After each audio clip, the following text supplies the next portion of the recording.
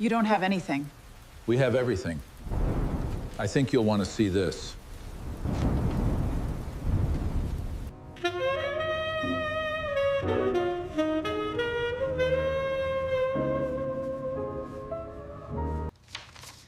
I remember this. He told me he'd found his own family. The evidence is irrefutable. No. This isn't possible. It seems Mr. had a plan all along.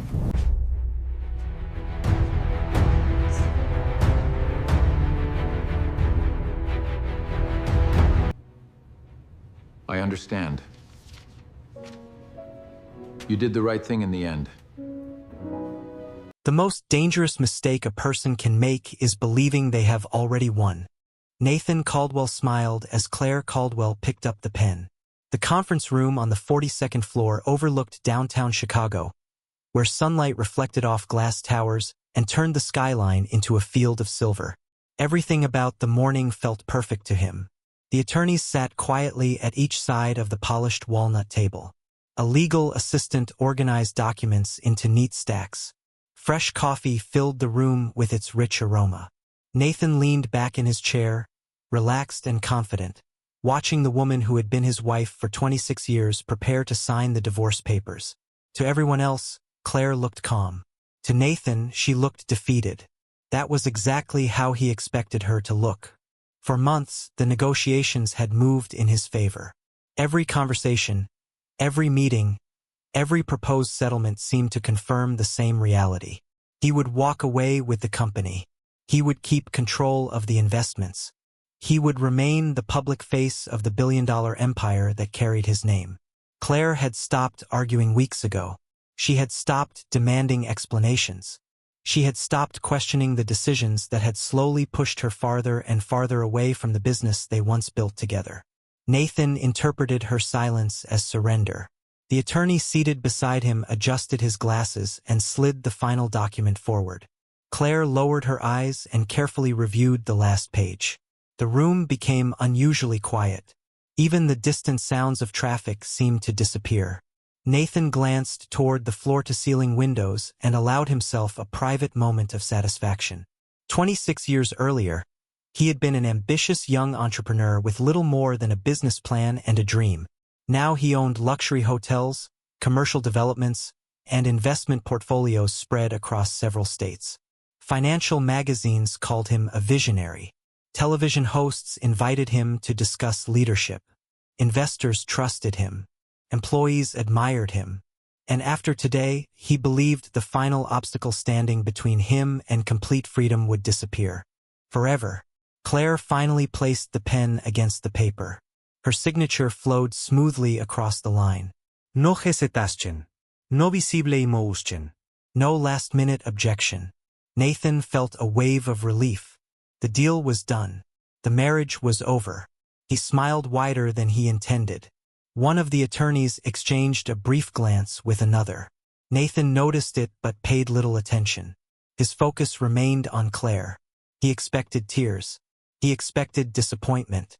Instead, she simply closed the folder and folded her hands in front of her. There was something unusual about her expression. Not sadness. Not anger. Not regret. If anything, she looked strangely at peace. Nathan found that unsettling, though he could not explain why. A woman who had just lost everything should not look relieved. For the first time that morning, a small question entered his mind. Why had Claire agreed so easily? The thought lasted only a second before he dismissed it. The signed papers rested on the table between them. The future belonged to him now. At least, that was what Nathan Caldwell believed as the door at the far end of the conference room slowly began to open. The door opened slowly, but before anyone could see who was entering, Nathan's attention drifted elsewhere. Something about Claire's expression continued to bother him. He had spent more than 2 decades learning how to read investors, competitors, and business partners. Confidence, fear, uncertainty, and ambition were familiar to him. Yet the calm he saw in Claire felt different. It reminded him of someone who already knew how a story would end. The thought irritated him. He pushed it aside and focused on the documents spread across the table. As the attorneys reviewed the signed papers, his mind traveled backward through the years. Long before the skyscrapers, magazine covers, and private aircraft, there had been a small apartment on the north side of Chicago. The furniture was secondhand. The refrigerator made strange noises at night. During winter, cold air slipped through the windows no matter how much insulation they added. Back then, Nathan and Claire shared everything. They shared hopes, fears, unpaid bills, and impossible dreams. Nathan often received credit for creating Caldwell Development Group, but the truth was far more complicated. In the early years, Claire worked beside him every day. She handled accounting records at the kitchen table. She organized meetings.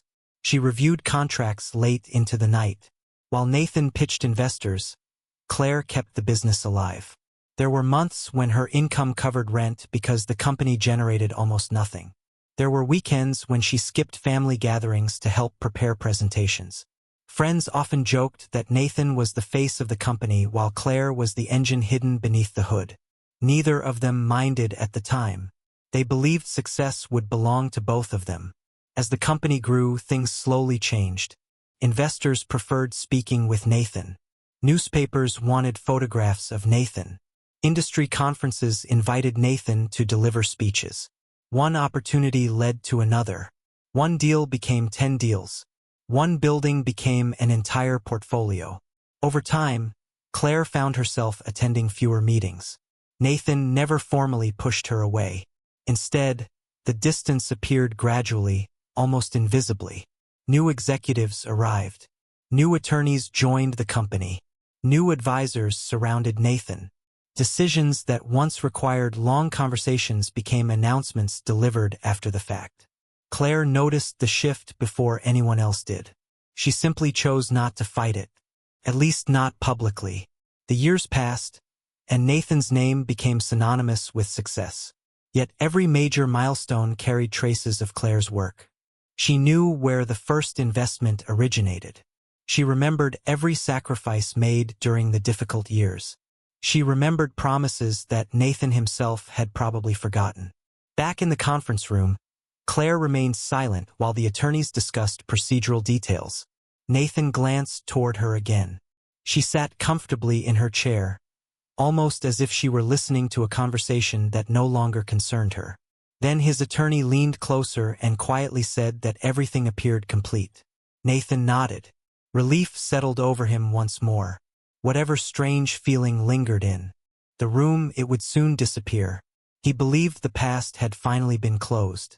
What he did not realize was that the past was only beginning to return. The silence inside the conference room felt heavier with every passing second.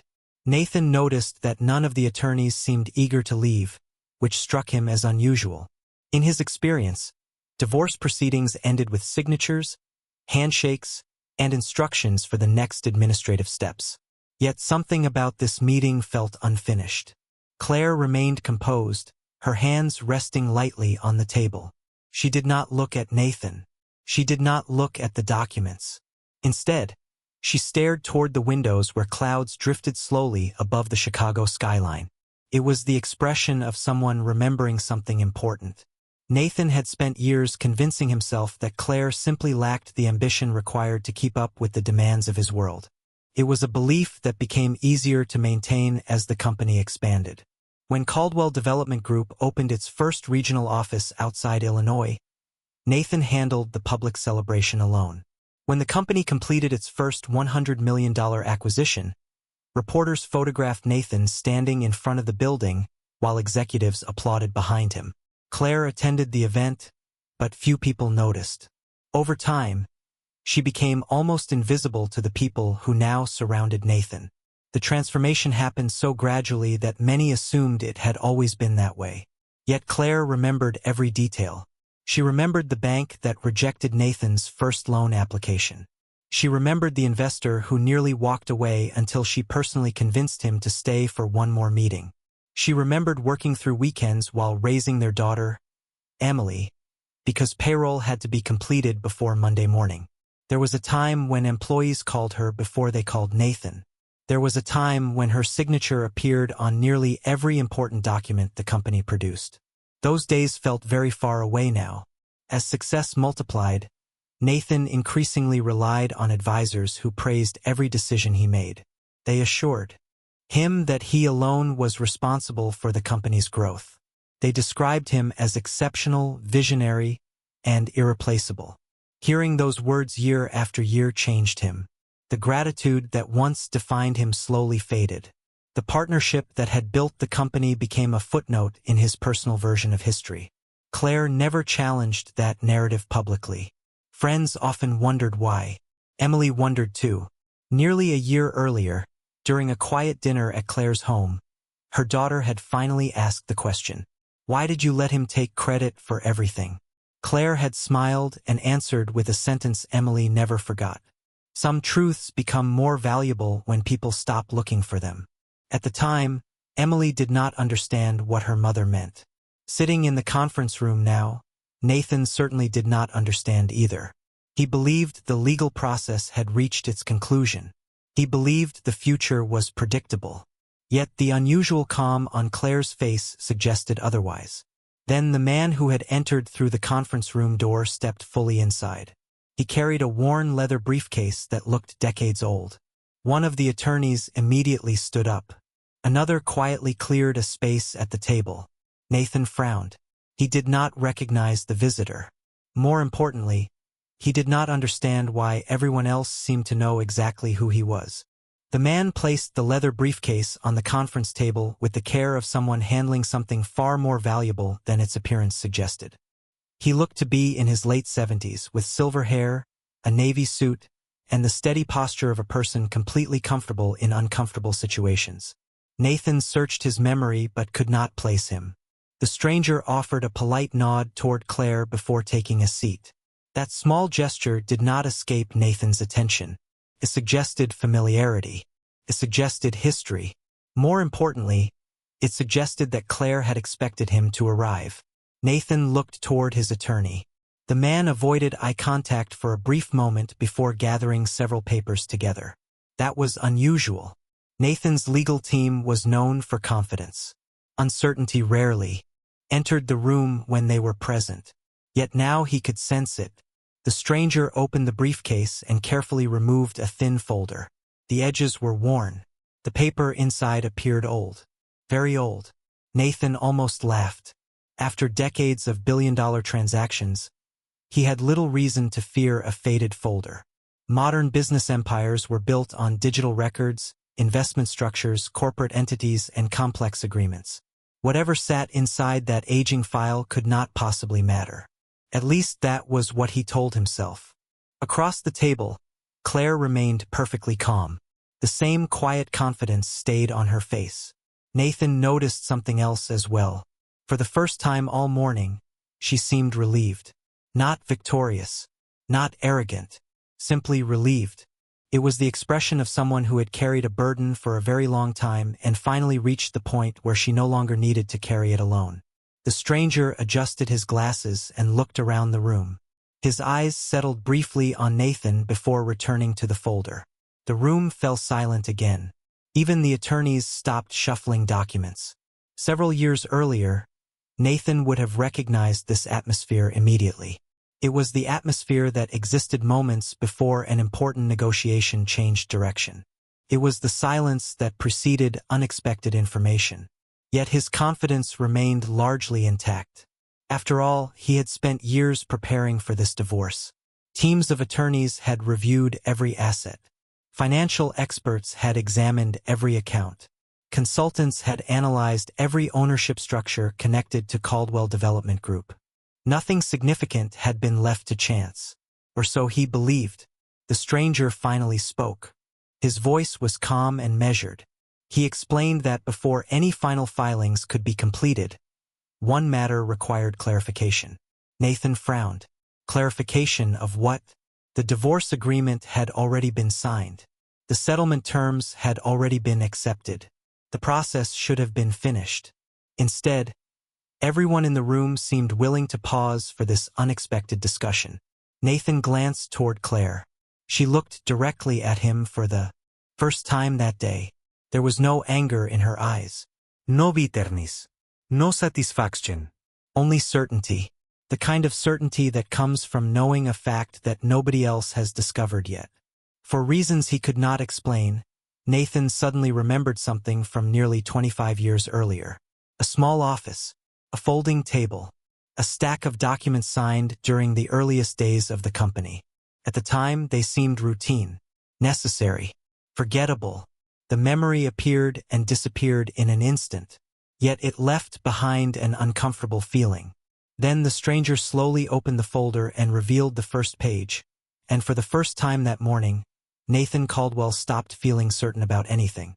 Nathan stared at the document without immediately recognizing its significance. The paper looked ordinary. The ink had faded slightly with age.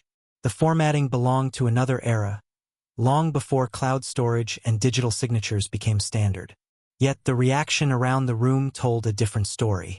The attorneys were paying attention with a level of seriousness that made Nathan increasingly uncomfortable. The stranger slid the first page across the table. Nathan glanced at the heading and felt a faint stir of recognition. It was dated nearly 25 years earlier, during the first years of Caldwell Development Group. Back then, the company occupied a rented office barely large enough for 6 employees. Every dollar mattered. Every contract carried enormous weight. Nathan remembered signing countless documents during that period. Most of them had long since faded from memory. The stranger calmly explained that he had been the company's original legal advisor. Before the corporate law firms, before the executive teams, before the national expansion, he had handled the legal structure of the young business. Nathan searched the man's face and finally remembered him. Richard Lawson. The name surfaced from a distant corner of his memory.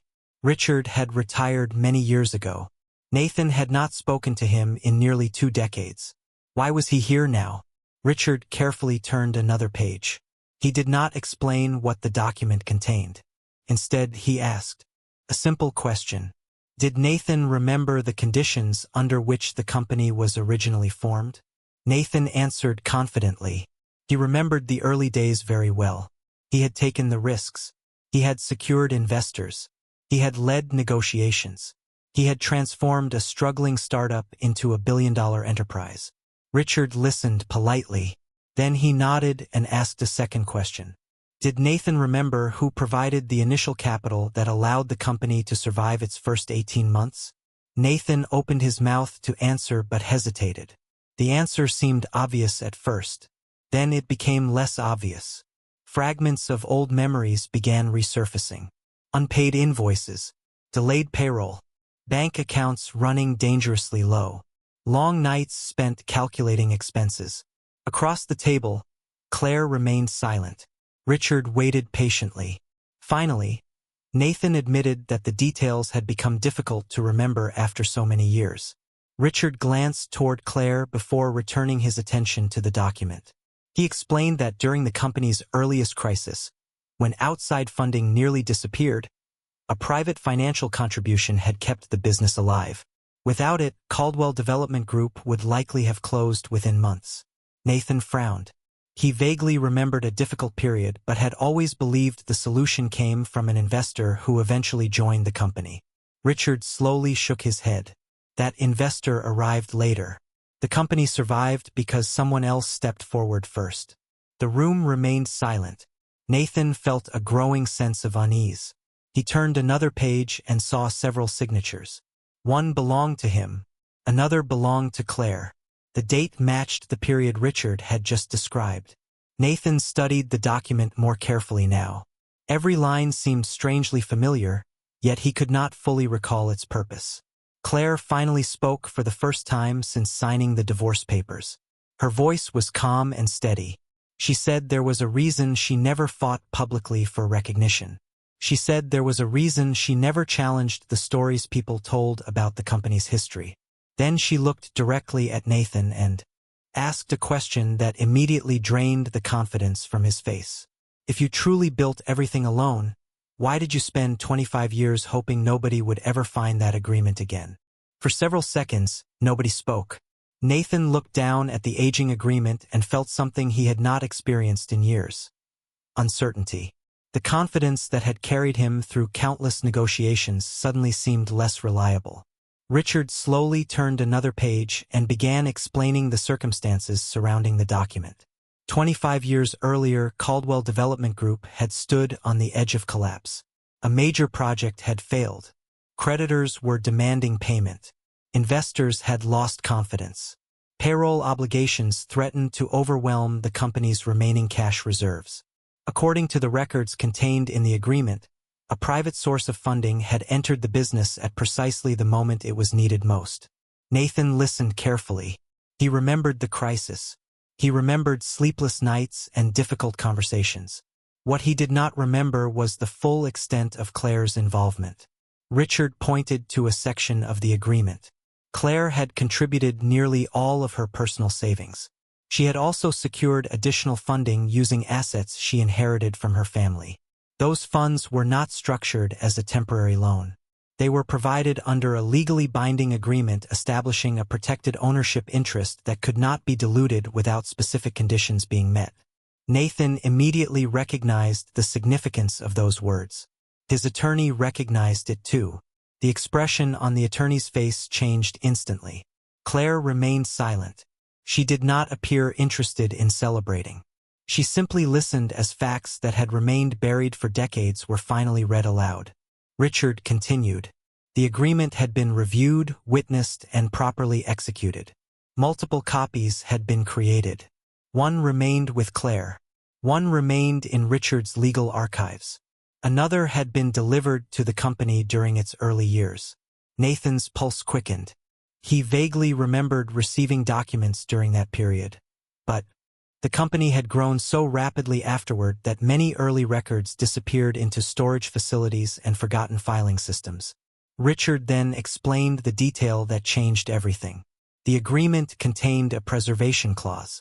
If Claire's ownership interest was ever ignored, concealed, or improperly excluded from future corporate restructuring, her original rights would survive regardless of subsequent organizational changes. The room became perfectly still. Nathan finally understood why Richard had been invited. This was not about sentiment. It was not about memories. It was about legal obligations that had never fully disappeared. Claire looked toward the windows before speaking softly. She explained that she never wanted a public fight. She never wanted headlines. She never wanted to damage the company they had built together. For years, she hoped the truth would eventually be acknowledged voluntarily. When that never happened, she continued waiting. Not because she was weak, but because she believed timing mattered. Nathan stared at her. For the first time, he realized how little he actually knew about what she had been doing during those years of silence. He had mistaken patience for surrender. He had mistaken restraint for helplessness. Richard closed part of the file and revealed another sealed section that had not yet been discussed. He explained that the ownership agreement was only one piece of a much larger record. There were supporting documents, correspondence, financial statements, and witness certifications dating back decades. Nathan felt the ground shifting beneath assumptions he had trusted for years. Then Richard calmly announced that before the meeting could proceed further, there was another person whose testimony needed to be considered. The moment he spoke those words, the conference room door opened once again. The person who entered the conference room was not a lawyer, an accountant, or a corporate executive. It was Emily Caldwell. Nathan's daughter stopped just inside the doorway and looked around the room before taking a seat beside Claire. Her arrival immediately raised more questions than answers. Nathan frowned. Emily had always maintained a careful distance from the divorce proceedings. She loved both of her parents and repeatedly refused to take sides. Seeing her here at this moment made Nathan uneasy. Richard greeted her politely and placed another folder on the table. Emily looked at her father with visible sadness rather than anger. That expression disturbed Nathan more than any accusation could have. Richard explained that Emily had become involved only recently, after discovering records while helping organize family documents from an old storage facility scheduled for closure. Several boxes contained correspondence dating back to the earliest years of Caldwell Development Group. Most people would have considered them unimportant. Emily had almost thrown them away. Instead, she opened them. What she found changed everything. Nathan listened carefully as Richard removed several letters from protective sleeves. The handwriting belonged to Claire. The dates matched the company's most difficult period. One letter described emergency financial transfers made to keep employees paid. Another documented meetings with lenders who had refused to work with Nathan but agreed to negotiate after speaking directly with Claire. There were records of personal assets being liquidated. There were notes detailing strategic decisions later credited entirely to Nathan. None of the documents appeared dramatic on their own. Together, however, they told a very different version of the company's history. Emily quietly explained that she had spent months reviewing the material. At first she thought she was simply learning more about her parents' early struggles. Then patterns began to emerge. Important events that shaped the company's future repeatedly traced back to Claire's actions. Yet public records, interviews, and company biographies rarely mentioned her involvement. Nathan shifted uncomfortably in his chair. He wanted to dismiss the evidence as incomplete. He wanted to argue that memories become distorted over time. But the documents sitting on the table were not memories. They were records. They existed long before the company became successful. Richard then revealed another piece of information. Several former employees had provided signed statements confirming Claire's role during the company's formative years. Some had retired decades earlier. Others still worked within the organization. Many described Claire as the person who solved crises, maintained relationships, and protected the company during periods when failure seemed inevitable. Nathan felt his confidence slipping further away. The story he had repeated for years was beginning to crack. Across the table, Claire remained composed. She was not enjoying his discomfort. In fact, she seemed almost reluctant to watch it unfold. Emily finally spoke directly to her father. She said that for most of her life she believed the public story because it was the only story she heard. Then she looked at the evidence. Then she looked at her mother. And then she realized there was a difference between being the face of a company and being the reason it survived. The room fell silent once again. Richard slowly reached toward the final sealed section of the archive and explained that the most important document had not yet been reviewed. According to the records, it contained instructions that were never intended to be opened unless Claire's ownership rights were formally challenged. Every person at the table stared at the sealed envelope as Richard carefully broke the seal. Richard unfolded the final document with extraordinary care. The paper was older than everything else in the archive. Its edges had yellowed with time, yet the signatures remained clear. Every person in the room watched silently as he adjusted his glasses and began reading. Nathan expected another ownership provision or financial record. What emerged instead was something far more significant. The document was an amendment attached to the original agreement Claire and Nathan had signed during the company's earliest days. Richard explained that the amendment had been created after a series of meetings involving the company's founders, legal counsel, and initial financial contributors. Its purpose was simple. If Claire's ownership rights were ever ignored, concealed, or challenged despite her documented contributions, corrective mechanism would automatically take effect. Nathan immediately leaned forward. For the first time all day, genuine concern appeared on his face. Richard continued reading. The amendment stated that Claire's protected interest was not limited to the percentage originally recorded in the company formation documents. Because her personal capital had been used to preserve the business during a period of financial instability, she possessed a contingent claim tied to the future appreciation of the enterprise. The clause had been drafted specifically to prevent her contribution from being erased by later corporate restructuring. Nathan's attorney quietly requested a copy. Richard handed one across the table. Several minutes passed as attorneys reviewed the language. The silence became unbearable. Finally, Nathan spoke. He insisted he had never seen the amendment. Richard nodded calmly and explained that the amendment required only two things to become enforceable. First, the original agreement had to be valid.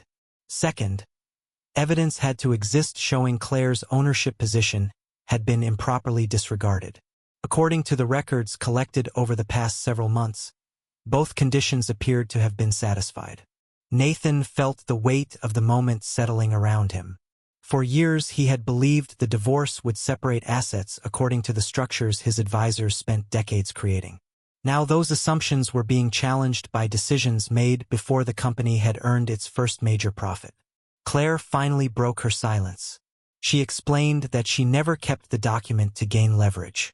She kept it because it represented the truth of who sacrificed, the truth of who invested, the truth of who stayed when failure seemed certain. She said that recognition had never mattered as much as honesty. Yet honesty had become impossible once history began changing. Emily looked toward her father with visible disappointment. Not because of money, not because of ownership percentages, because the story she had been taught about the family's success no longer matched the evidence sitting on the table. Richard then revealed the final detail. The amendment included an independent valuation formula that would apply if enforcement ever became necessary. Based on the company's current worth, the protected interest represented a sum so large that even Nathan's experienced legal team appeared stunned. No one spoke. No one moved. The outcome Nathan had expected that morning was disappearing before his eyes. The divorce papers still sat on the table exactly where Claire had signed them. Yet they no longer seemed important. The real story had never been about ending a marriage. It had been about uncovering a truth that had remained buried for nearly 25 years. And at last, there was no place left for that truth to hide. No one rushed to speak after the final document had been reviewed. The conference room that had begun the morning with certainty now felt entirely different. Nathan sat motionless, staring at papers that had transformed decades of assumptions into questions he could no longer ignore.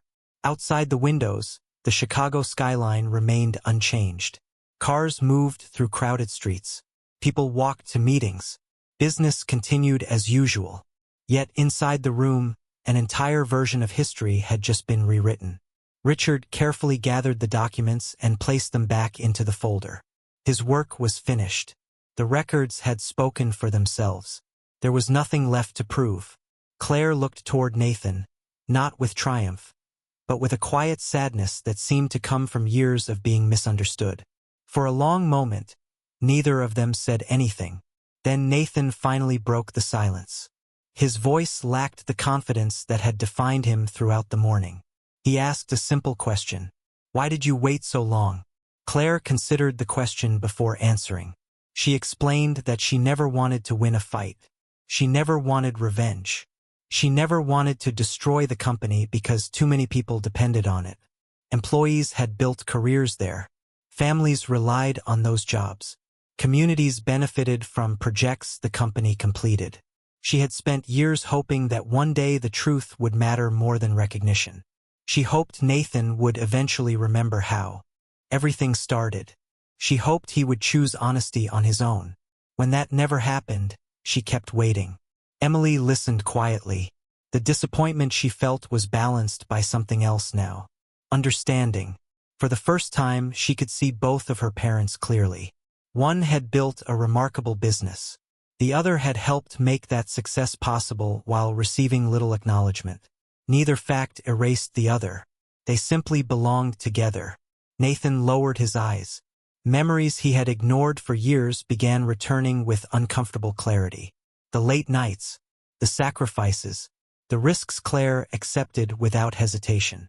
The opportunities she gave up so the company could survive.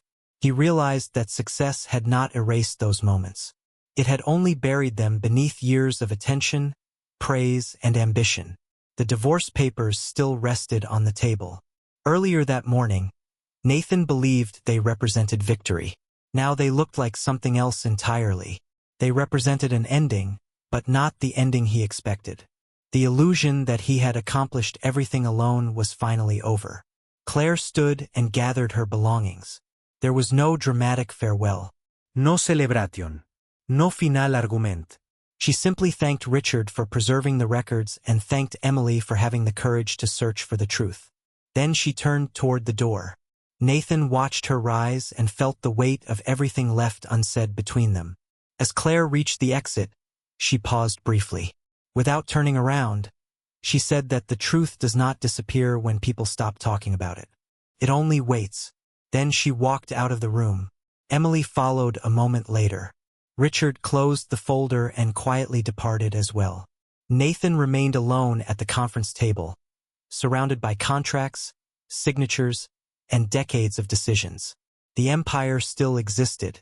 The buildings still stood. The company still carried his name. Yet the most valuable thing he lost that day was not money, ownership, or control.